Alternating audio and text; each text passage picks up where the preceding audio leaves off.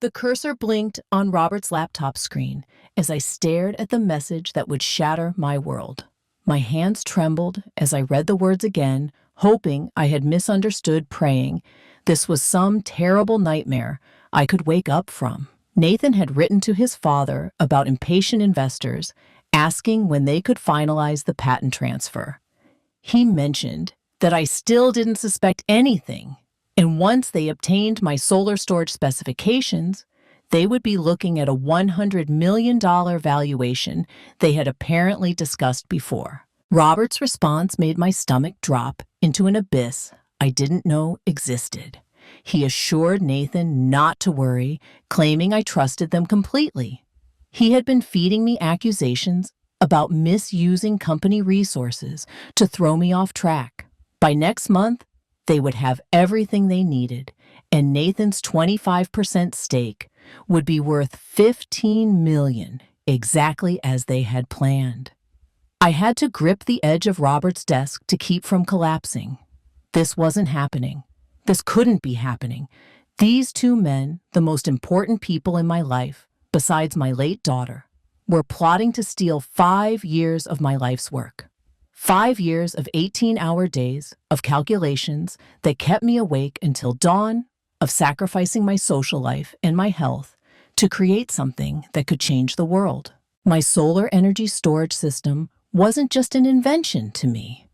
It was my legacy, my contribution to humanity's future.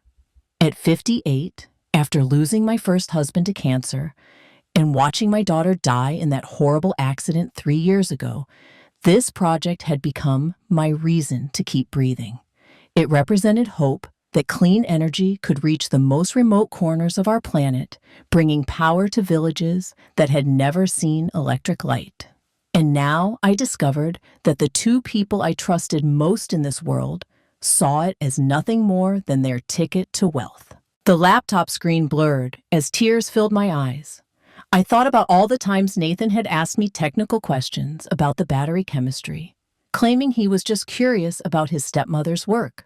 I remembered how proud I felt when he showed genuine interest, how I had carefully explained the breakthrough that allowed my system to achieve 98% efficiency when competitors could barely reach 70%. I thought about Robert's recent accusations that I was somehow misappropriating his company's resources for my personal projects. The fights we'd been having, the way he questioned every purchase, every late night in my lab. I had defended myself passionately, hurt that he would doubt my integrity. Now I understood it was all calculated manipulation designed to make me defensive while they prepared to rob me blind. The betrayal cut deeper than any physical wound I'd ever experienced. This wasn't just theft of intellectual property. This was the people I loved most, treating me like a fool, like someone whose life's work meant nothing beyond its monetary value. But as I sat there in Robert's home office, surrounded by the evidence of their conspiracy, something began to shift inside me. The initial shock was giving way to something else. Something harder, something they wouldn't expect from the trusting woman they thought they knew so well. They had made a mistake underestimating Victoria Hayes. Looking back now, I can see how perfectly I had set myself up to be their victim. My entire life had been built on trust, on believing that people meant what they said, especially family. Perhaps that's what made me such an easy target. I hadn't always been naive. During my 30-year career in aerospace engineering, I had navigated corporate politics with the sharp instincts of someone who understood that survival meant staying alert. I had worked on satellite systems that required absolute precision, where one miscalculation could mean the loss of millions of dollars and years of research. My colleagues respected my analytical mind, my ability to solve complex problems that left others stumped. But after my first husband, David, died of pancreatic cancer, something in me changed. The corporate world felt hollow, meaningless. I found myself questioning what legacy I wanted to leave behind. David and I had talked often about using our engineering skills to help people to contribute something meaningful to the world beyond defense contracts and commercial satellites. When I met Robert at a renewable energy conference in Phoenix 5 years after David's death, he seemed to embody everything I was searching for. He ran a small clean technology consulting firm and spoke passionately about bringing sustainable solutions to underserved communities. His son Nathan was 28, then working as a project manager at a tech startup, charming and ambitious in a way that reminded me of my daughter Sarah before the accident. Robert made me feel alive again. He listened to my ideas about advanced battery storage systems with genuine fascination. When he suggested I take early retirement from aerospace to pursue my clean energy dreams, it felt like permission to finally follow my heart.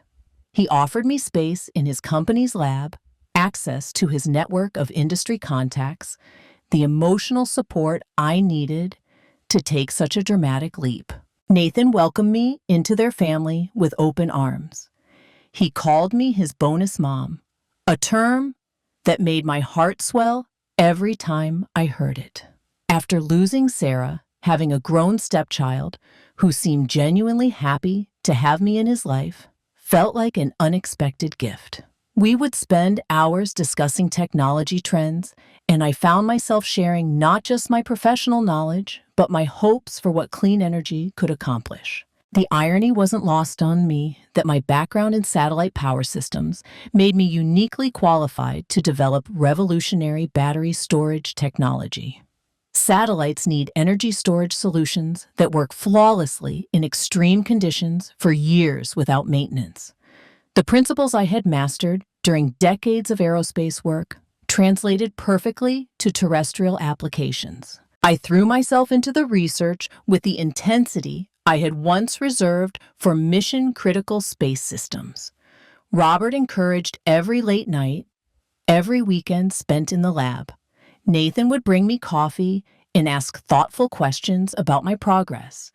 They both seemed so proud of my dedication, so supportive of my vision to create storage systems efficient enough to make solar power viable even in the most challenging environments. I thought I had found my second chance at both love and purpose. I thought I was finally building the life David and I had dreamed of, where our skills could serve something greater than corporate profits. I had no idea I was building my own trap. The inspiration for my solar storage system came to me during a sleepless night in 2019, 3 months after Sarah's funeral. I was staring at the ceiling, wondering how to fill the enormous void her death had left in my life, when I remembered something she had said during our last conversation. She had been working with a nonprofit that brought basic medical equipment to rural clinics in Guatemala, and she was frustrated by the constant power outages that rendered their donated devices useless. She told me about a village where children were dying from preventable diseases simply because the clinic couldn't reliably power their equipment. The solar panels they had installed produced plenty of energy during the day, but the cheap battery systems could only store about 30% of what was generated. That night, I realized I could honor Sarah's memory by solving the problem that had broken her heart. I could create a storage system so efficient that no clinic, no school, no community would ever have to choose between having power and going without. The technical challenges were immense. Traditional lithium-ion batteries lose significant energy through heat dissipation and chemical inefficiencies. Most commercial systems achieve storage efficiencies between 60 and 70%, meaning that nearly half of the generated solar energy was simply wasted. I knew from my satellite work that we could do better, much better. I started by redesigning the fundamental chemistry. Instead of conventional lithium-ion configurations, I developed a hybrid system combining lithium iron phosphate with advanced supercapacitor technology. The key breakthrough came from my aerospace experience with thermal management systems. I created a cooling solution that maintained optimal operating temperatures while recovering waste heat to actually improve efficiency rather than degrade it. The first 2 years were brutal.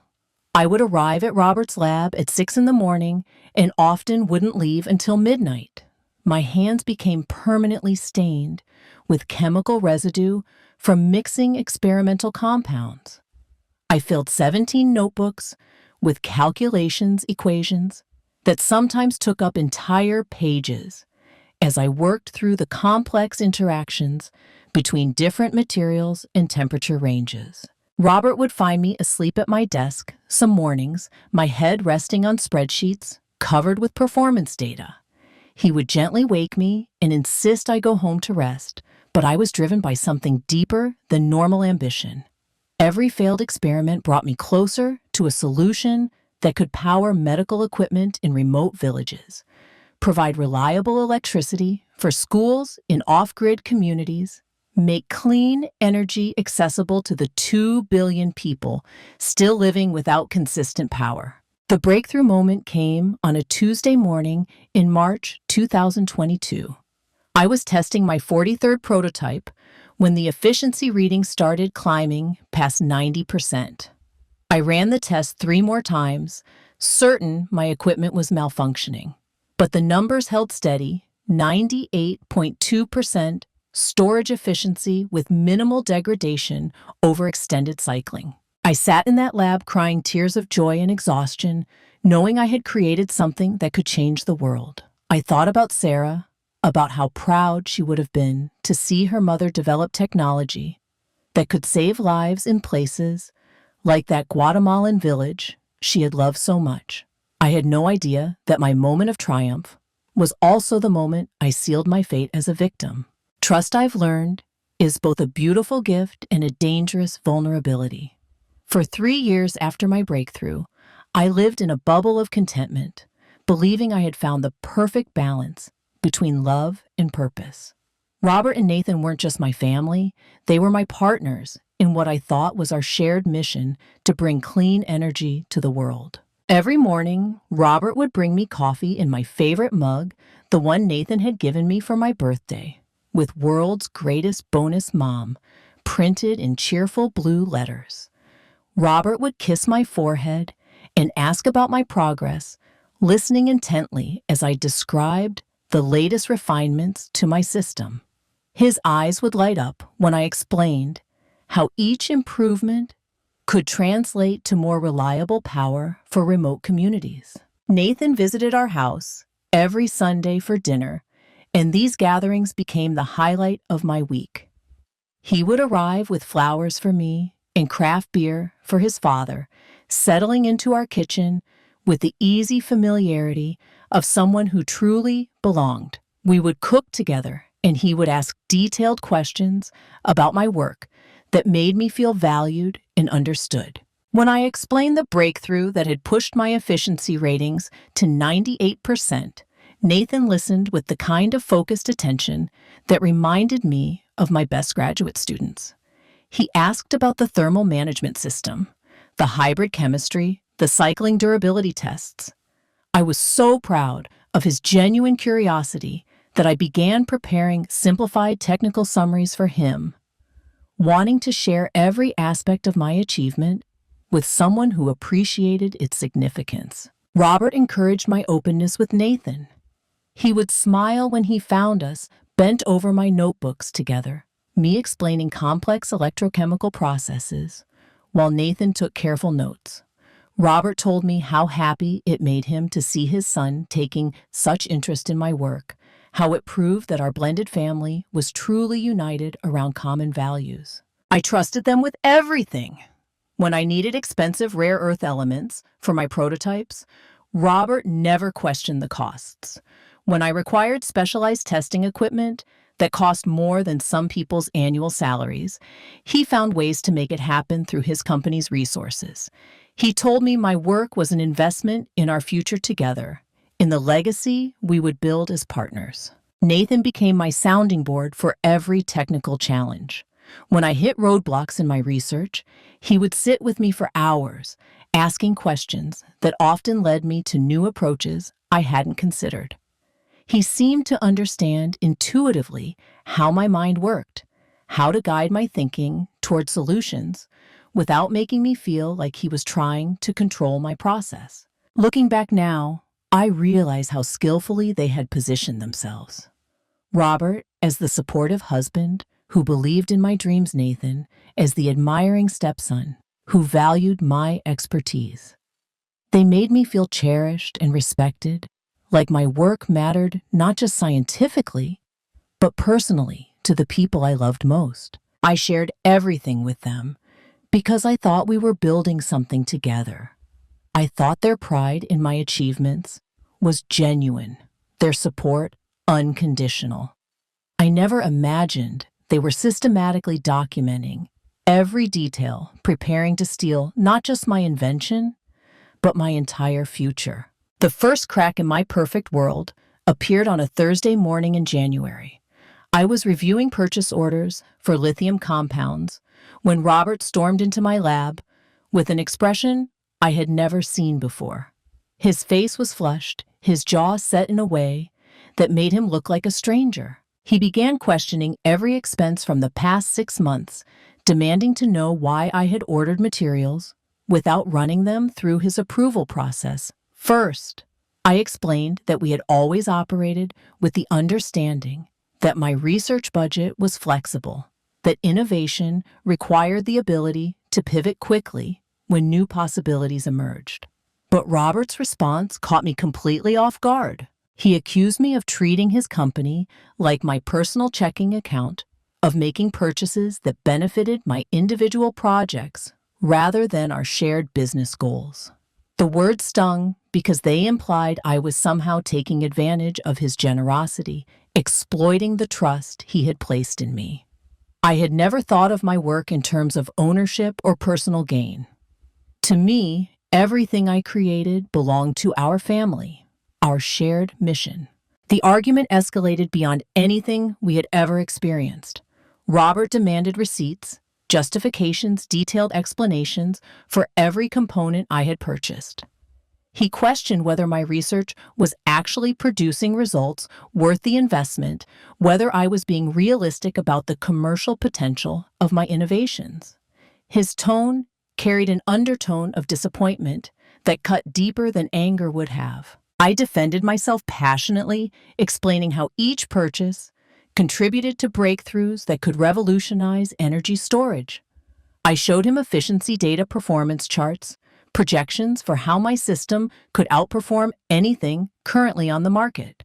But instead of the enthusiasm these results usually generated, Robert seemed skeptical, almost dismissive. Nathan's behavior began changing around the same time. During our Sunday dinners, his questions about my work became more pointed, more focused on specific technical details rather than general curiosity. He would ask about manufacturing processes, about which aspects of my system were most crucial to its superior performance. At the time, I interpreted this as evidence that he was becoming more seriously interested in the clean energy field. But there were moments when something felt off. Nathan would take notes during our conversations, claiming he wanted to remember everything I taught him. He would ask me to repeat explanations of my most important innovations, saying he wanted to make sure he understood them completely. Sometimes, I would catch him photographing my notebooks when he thought I wasn't looking. But when I asked about it, he would laugh and say he was just documenting his bonus mom's genius for posterity. The accusations from Robert became a regular pattern. Every few weeks, he would question some aspect of my research, spending implying that I was being careless with resources or pursuing dead ends that wasted time and money. These confrontations always left me feeling defensive and hurt, wondering if I was somehow failing to live up to his expectations. I began second-guessing myself, wondering if my dedication to the research was somehow selfish, if I was indeed taking advantage of Robert's support. The doubt crept into my work, making me hesitant to pursue promising leads that might require additional investment. I never realized that every moment of self-doubt was exactly what they had planned. The discovery that would change everything came by accident on a Tuesday afternoon in March. Robert had forgotten his laptop at home, and he called asking me to email him some client files he desperately needed for a meeting. I was happy to help navigating to his documents folder with the innocent intention of being a supportive wife. That's when I saw the folder labeled NV Project, a name that meant nothing to me but felt oddly significant. My cursor hovered over it for a long moment. Something deep in my gut told me to look, even though I had never snooped through Robert's private files before. Trust had always been the foundation of our marriage, but that foundation was already cracking under the weight of his recent accusations and strange behavior. Inside the folder, I found documents that made my blood run cold. Articles of incorporation for a company called NextVolt Energy Solutions, with Robert listed as CEO and Nathan as Chief Technology Officer. The filing date was from 8 months ago, right around the time Robert's accusations about my spending had begun. But it was the business plan that truly shattered my world. Page after page detailed how they would commercialize advanced solar storage technology, projecting revenue streams that could reach hundreds of millions of dollars within 5 years. The technical specifications they described were identical to my innovations. The hybrid chemistry, the thermal management system, the efficiency ratings I had worked so hard to achieve. My hands shook as I found the investor presentation slides. They had scheduled meetings with venture capital firms promising to deliver revolutionary battery storage technology that would dominate the clean energy market. The projected valuation was staggering $100 million for a company built entirely on my stolen research. The most devastating document was a draft patent application filed under Nathan's name. Every crucial element of my storage system was described in meticulous detail: the exact chemical compositions, the cooling mechanisms, the manufacturing processes that had taken me 5 years to perfect. They had even included my efficiency test results, claiming them as Nathan's original research and development. I found email threads discussing how to extract the remaining technical details they needed from me without raising suspicion. Robert had written strategies for keeping me focused on research, while they handled the business development, ensuring I remained unaware of their plans until it was too late to stop them. Nathan's equity agreement was particularly brutal to read. 25% ownership of a company valued at $100 million meant $15 million for him personally, money earned by stealing his stepmother's life's work. The casual way they discussed dividing profits from my innovations felt like reading my own obituary. The timeline they had established was chillingly precise. They planned to complete the patent transfer within 2 months, launch their first commercial products by year-end, and begin generating revenue streams that would make them wealthy beyond anything they could achieve through legitimate means. I sat in Robert's office for over an hour, reading through document after document that proved how thoroughly they had betrayed my trust. Every supportive word, every moment of apparent pride in my work, every family dinner where Nathan asked his carefully crafted questions, it had all been an elaborate deception designed to rob me blind. They had planned this betrayal with the same methodical precision I brought to my research, except their goal wasn't to help humanity. It was to destroy me. The equity distribution spreadsheet felt like a knife twisting in my chest. Nathan Coleman, age 31, 25% ownership stake in NextVolt Energy Solutions, projected value at market launch, $15 million. Below his name, Robert had added a note that this would be Nathan's reward for successfully acquiring the core technology and maintaining operational security throughout the transition period. Operational security. They were talking about keeping me in the dark as if I were an enemy agent, rather than the woman who had created everything they planned to steal. I scrolled through more financial projections, each one more devastating than the last. They had calculated licensing deals, manufacturing partnerships, international expansion opportunities, an entire empire built on my stolen innovations. The business model assumed they would control exclusive rights to storage technology that outperformed every competitor by at least 28% technology that would revolutionize clean energy adoption worldwide.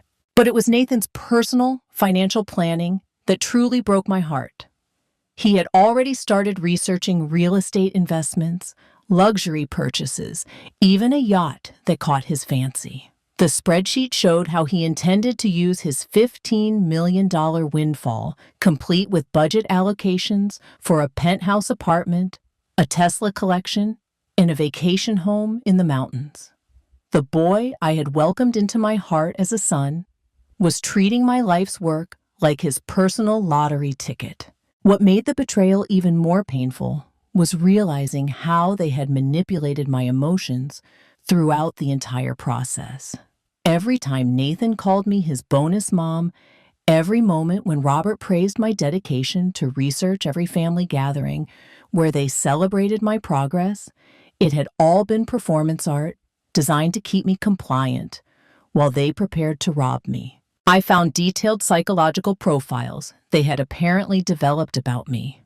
Robert had written analysis of my motivations, noting that my drive to honor Sarah's memory made me particularly focused on the humanitarian applications of my technology rather than its commercial potential. He observed that my grief had made me dependent on family approval, creating vulnerability they could exploit to maintain access to my research. Nathan had contributed his own insights about my work habits, documenting which technical questions prompted me to share the most detailed information. He had identified exactly which aspects of my personality made me most likely to trust them completely, noting that my aerospace background had conditioned me to value team collaboration over individual recognition. They had studied me like a specimen, cataloging my weaknesses and emotional triggers with the clinical detachment of researchers preparing to dissect their subject. The most crushing realization was understanding how long they had been planning this theft. The timeline indicated they had begun developing their strategy within months of my initial breakthrough. While I was celebrating the achievement that I thought would be my legacy, they were already calculating how to steal it from me. Nathan's $15 million payoff wasn't just about money. It was about proving he could outsmart the accomplished engineer who had tried to become his family. It was about taking everything I had worked for and turning it into his personal success story. They weren't just stealing my invention. They were stealing my entire identity as an innovator and replacing it with their own narrative of entrepreneurial triumph. But they had made one crucial miscalculation in their careful planning. They had underestimated how fierce I could become when everything I loved was threatened. The rage that consumed me in those first hours after my discovery was unlike anything I had ever experienced. I sat in Robert's office, surrounded by evidence of their betrayal, my entire body shaking with a fury that felt volcanic. Every instinct screamed at me to confront them immediately, to throw their lies in their faces, and demand explanations for their cruelty. But 30 years of engineering had taught me something invaluable. Emotional reactions lead to catastrophic failures. The most complex problems require methodical analysis, careful planning, and strategic execution. If I was going to fight back against their theft, I needed to approach this like the most important project of my career. I forced myself to think like the aerospace engineer. I had been the woman who had solved problems that stumped entire teams of brilliant minds. Robert and Nathan had planned their betrayal with careful precision, but they had made critical assumptions about my character that I could turn against them. They expected me to be passive, trusting emotionally driven rather than strategically minded. They were about to learn how wrong they were. My first decision was to document everything without alerting them to my discovery. I spent the next week creating detailed copies of every file in Robert's secret folder, every email thread, every financial projection. I photographed documents with my phone, uploaded files to a secure cloud account they couldn't access, and began building an evidence trail that would be impossible for them to deny or destroy. But documentation alone wouldn't be enough. I needed to understand the full scope of their operation, identify all the players involved, and determine exactly how they planned to execute their theft. Most importantly, I needed leverage that would allow me to destroy their scheme completely rather than simply exposing it. That's when I decided to hire Detective Linda Torres, a private investigator I found through careful research into professionals who specialized in corporate fraud cases. Linda had built her reputation uncovering white-collar crimes that others had missed, and her background included experience with intellectual property theft cases similar to mine. During our first meeting at a coffee shop downtown, I explained the situation without revealing the full emotional devastation I was experiencing. Linda listened with the focused attention of someone who had seen similar betrayals before taking notes as I described the evidence I had gathered and the timeline of their deception. Linda's first recommendation was crucial. Before we moved to expose them, we needed to understand whether their crimes extended beyond stealing my technology. She explained that people willing to betray family members often had histories of similar behavior, and uncovering additional criminal activity would give us much stronger legal ground to stand on. But even more important than the investigation was the technical trap I was preparing. I realized that Robert and Nathan still needed additional specifications from me to complete their patent application and begin manufacturing. They had most of my research, but they were missing some crucial details that would determine whether their system actually worked at the efficiency levels they were promising investors. I was going to give them exactly what they asked for, but they weren't going to like the results. The technical trap I designed was elegant in its simplicity and devastating in its potential consequences. After reviewing their stolen documents, I realized they were missing 3 critical specifications that would determine whether their system achieved the 98% efficiency they were promising investors. Without these details, their manufacturing attempts would fail spectacularly. I had 2 choices: refuse to provide any additional information and watch them struggle with incomplete data, or give them deliberately flawed specifications that would sabotage their entire operation. The engineer in me chose the more sophisticated approach. The key vulnerability in their plan was their dependence on my thermal management system.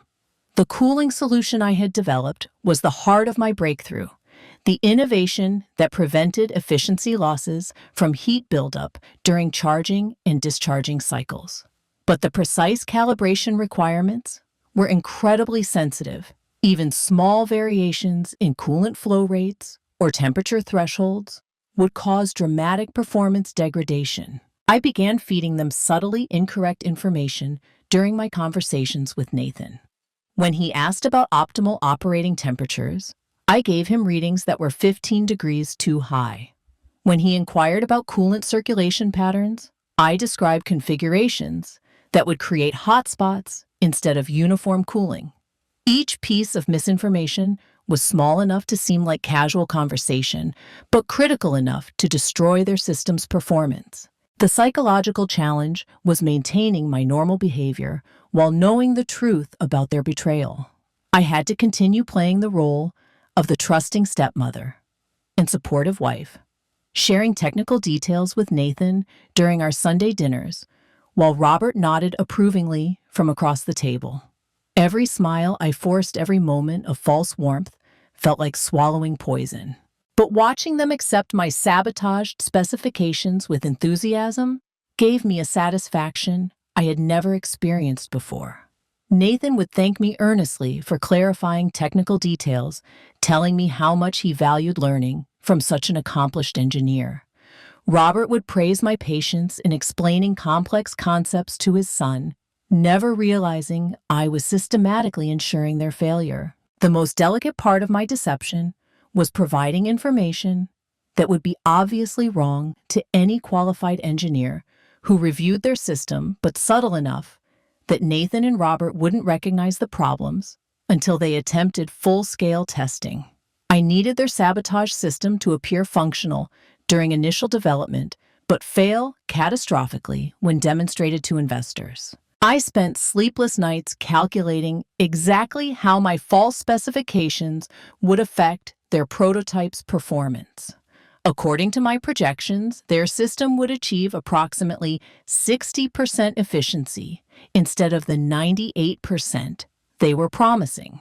Under load testing conditions, it would likely overheat, potentially causing visible smoke or even small fires that would terrify potential investors. The anticipation was excruciating. Every day brought new challenges to my acting abilities as I watched them move forward with their theft, accepting my sabotaged information as gospel truth from their unsuspecting victim. I had to resist the urge to hint at my knowledge, to give them chances to reconsider their betrayal. But they had made their choice when they decided to steal from me. Now they would live with the consequences of trusting the woman they had so thoroughly underestimated. The trap was set, and they were walking straight into it. Linda Torres called me on a Wednesday morning, 3 weeks after I had hired her, and the tone in her voice immediately told me she had uncovered something significant. We met that afternoon at the same downtown coffee shop, but this time she arrived with a thick manila folder that would change everything about my understanding of Nathan's character. The investigation had revealed a pattern of criminal behavior that went far beyond stealing my technology. Nathan's employment history was a carefully constructed facade, hiding a trail of financial crimes that stretched back over 6 years. His previous position at a tech startup hadn't ended because of downsizing, as he had told us. He had been terminated for embezzling company funds and faced criminal charges that were settled quietly to avoid publicity. But the current theft was even more extensive than I had imagined. Linda had discovered that Nathan had stolen $2 million from his previous employer by creating fake vendor accounts and routing payments to personal bank accounts he controlled. The company had recovered less than half the stolen money, and Nathan had used the remainder to fund his lavish lifestyle while searching for his next opportunity. The documentation Linda provided painted a picture of someone who had turned financial crime into a career. Nathan had developed sophisticated methods for identifying vulnerable targets, building trust relationships, and extracting maximum value before disappearing. His approach with me wasn't random or opportunistic. It was a refined technique he had practiced on multiple victims. What made Linda's findings even more devastating was learning how Nathan had researched my background before Robert and I got married. He had identified my aerospace career, my financial stability, and most importantly, my innovative work in energy storage technology. His enthusiastic acceptance of me as his bonus mom hadn't been genuine family bonding. It had been a calculated investment in gaining access to intellectual property worth millions of dollars. Linda had also uncovered the extent of Robert's involvement in legitimizing Nathan's criminal activities. Bank records showed that Robert had helped Nathan launder money from his previous theft by routing funds through his consulting company's accounts. Robert wasn't just helping his son steal from me, he was an experienced accomplice in financial crimes. The investor meetings they had scheduled were built on fraudulent representations that went beyond simply claiming ownership of my technology. They had created fake credentials for Nathan, including graduate degrees he had never earned and work experience at companies where he had never been employed. Their entire business plan was constructed on lies designed to deceive investors about their qualifications and the legitimacy of their technology claims. But Linda's most valuable discovery was evidence that Nathan was already spending money he expected to receive from their planned theft. He had made deposits on expensive purchases, signed lease agreements for luxury properties, and even borrowed against his anticipated $15 million windfall. His financial obligations created a timeline that would force them to complete their patent application and secure investor funding within the next 2 months. This information gave me leverage I hadn't expected. Nathan wasn't just planning to steal from me. His current lifestyle depended on the success of that theft. When their sabotaged system failed publicly, he wouldn't just lose future opportunities. He would lose everything he had already committed to buy with my stolen innovations. The investor presentation was scheduled for a Tuesday morning at the downtown convention center in a conference room overlooking the city where I had spent 30 years building my reputation as an engineer. Linda had discovered the details through her investigation, and I made arrangements to attend as an uninvited guest who would change the trajectory of everyone's lives. I arrived early and positioned myself in the back of the room wearing sunglasses and a hat that would help me remain unrecognized until the crucial moment. The setting was impressive. Professional lighting, sleek presentation materials, and a demonstration area where both battery systems would be tested side by side for comparison. Nathan looked confident as he addressed the 12 investors who had gathered to evaluate his revolutionary technology. He wore an expensive suit I recognized as newly purchased, probably funded by money he had borrowed against his expected windfall. His presentation slides included technical specifications that were eerily familiar because I had created every innovation he was claiming as his own work. Robert sat at the side of the room, nodding approvingly as his son described the breakthrough chemistry and thermal management systems that had taken me 5 years to develop. The pride on his face as Nathan fielded technical questions from the investors felt like watching someone celebrate at my funeral. But the real test would come during the live demonstration. Nathan had arranged to compare his system against a competitor's technology, promising to show the dramatic efficiency advantages that justified their $100 million valuation.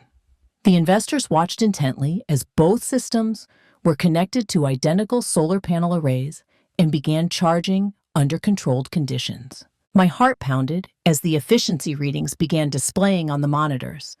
The competitor's system performed exactly as expected, achieving about 70% storage efficiency, respectable performance that met industry standards. But Nathan's system, built with my sabotage specifications, was struggling to reach 60% efficiency. At first, Nathan tried to explain the lower readings as temporary fluctuations that would stabilize as the system warmed up.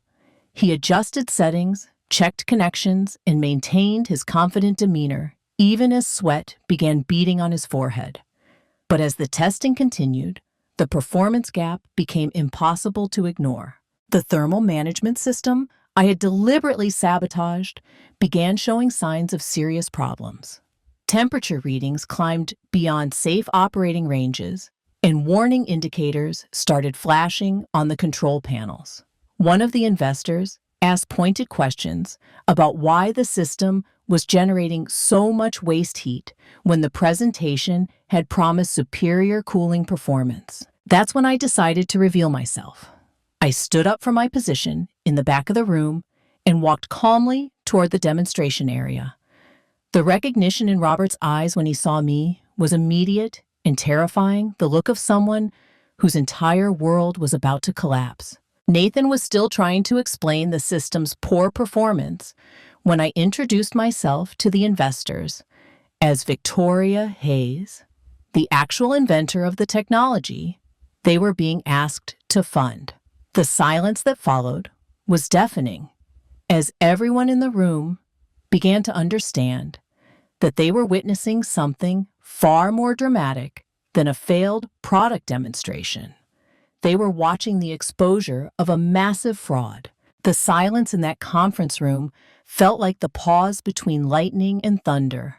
Everyone knew something explosive was about to happen. I reached into my briefcase and pulled out my own prototype system, the real version of the technology Nathan had been fraudulently claiming as his invention. The investors watched in fascination as I connected my system to the same testing equipment that had just revealed Nathan's failure. My hands were steady. Despite the magnitude of the moment, 30 years of engineering had taught me to perform under pressure. And this was the most important demonstration of my career. Within minutes, my system was achieving the 98% efficiency readings that Nathan had promised but couldn't deliver. The monitoring displays showed perfect thermal management, optimal charging cycles, and performance specifications that exceeded everything the investors had been told they were funding. The contrast between my working technology and Nathan's sabotaged failure was impossible to ignore. Robert's face had gone completely pale. He sat frozen in his chair, apparently unable to process that his carefully planned theft was collapsing in front of a room full of witnesses. The confident businessman who had manipulated me for months looked like a child caught stealing cookies, except the stakes were millions of dollars and multiple felony charges. Nathan's reaction was even more dramatic. He began stammering explanations about prototype variations, claiming that minor calibration issues could account for the performance differences.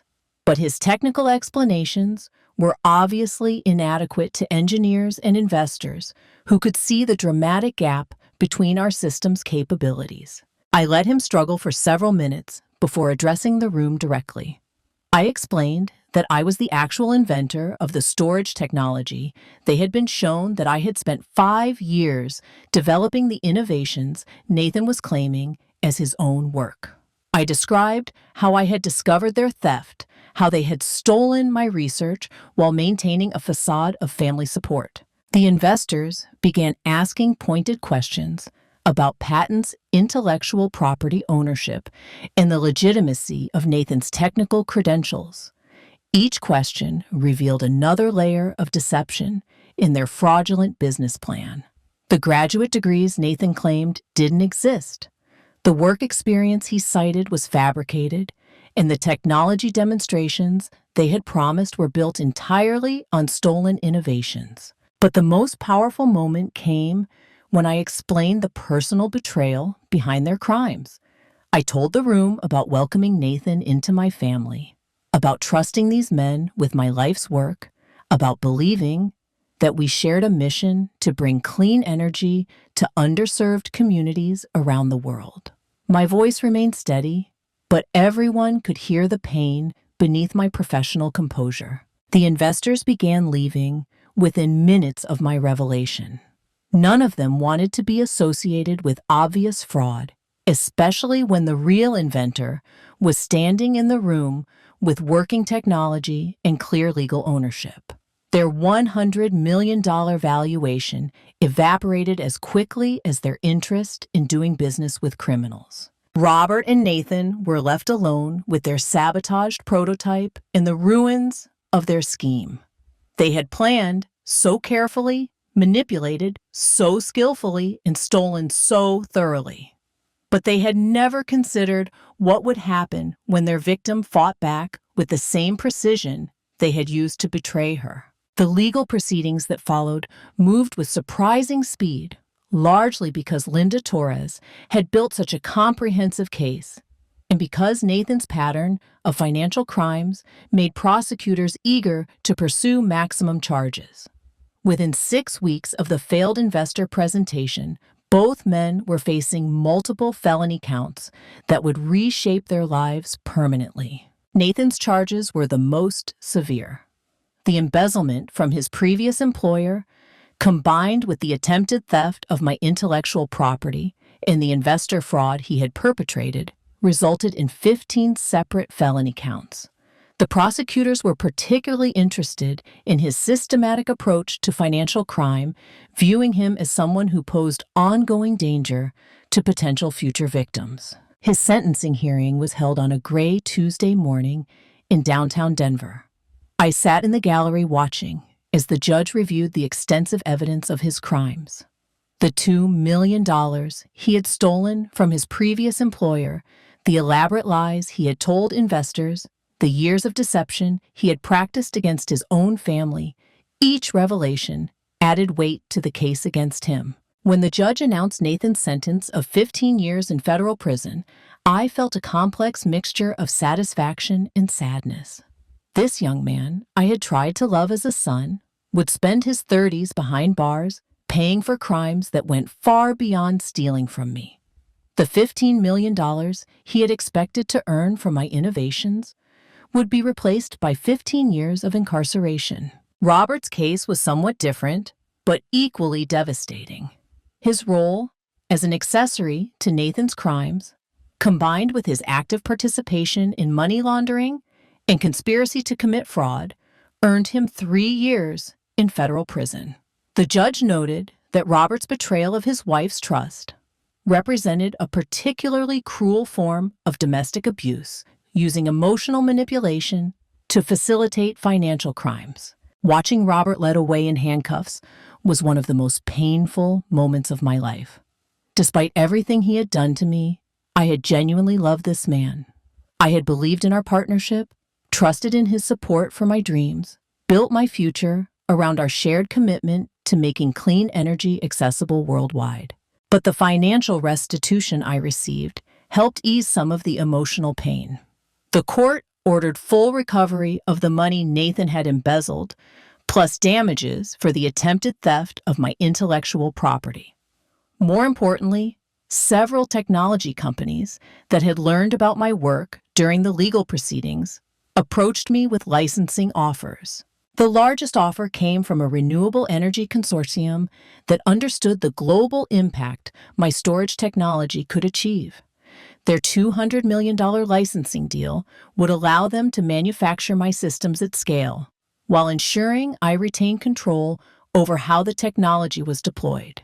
The contract included specific provisions for prioritizing installations in underserved communities, honoring the humanitarian mission that had originally inspired my research. Standing in that courthouse after Robert's sentencing, I realized that their betrayal had inadvertently freed me from relationships that were holding me back. I was no longer bound by family obligations to people who saw my innovations as their personal profit opportunities. I was free to use my technology to change the world. The $200 million licensing contract represented more than financial vindication. It was my opportunity to honor Sarah's memory in ways I had never imagined possible. Within 3 months of signing the agreement, I had established Victory Clean Solutions, an independent company dedicated to deploying solar energy storage systems in regions where reliable electricity could literally save lives. My first installation was deliberately symbolic. I chose a medical clinic in rural Guatemala, not far from the village where Sarah had worked during her final months. The clinic's director, Dr. Maria Santos, had been struggling for years with power outages that rendered critical medical equipment useless during emergencies. Children had died from treatable conditions simply because the clinic couldn't maintain consistent electricity for life support systems. Flying to Guatemala for the installation felt like completing a conversation with Sarah that had been interrupted by her death. I could almost hear her voice as I watched my storage system power up for the first time, providing the clinic with reliable electricity that would never again fail during critical moments. The efficiency ratings held steady at 98%, exactly as I had designed, ensuring that every solar panel would contribute maximum power to saving lives. Dr. Santos cried when she realized that the clinic's incubators, oxygen concentrators, and refrigerated vaccine storage would now operate continuously, regardless of grid failures. She told me about premature babies who could now receive proper care, about diabetic patients who would have reliable access to refrigerated insulin, about surgical procedures that could finally be scheduled without worrying about power interruptions. But Guatemala was just the beginning.